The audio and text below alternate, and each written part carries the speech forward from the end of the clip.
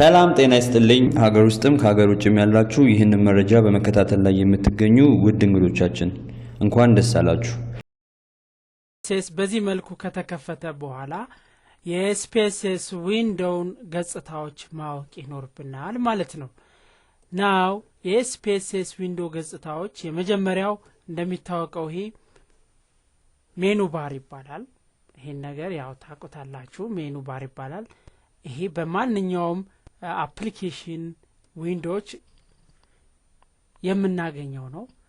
ሌላው ቱልስ ባር የምንላቸው ናቸው። እነዚህ ነገሮች ቱልስ ባር ነው። ሾርት ከት ሜኑ የሜኑ ሾርት ከቶች ናቸው። ሌላው ይሄ ያው ሮው ሄዲንግ አለ፣ ኮለመን ሄዲንግ አለ። እዚህ ጋር ግን ቫሪያብል ነው የሚለው።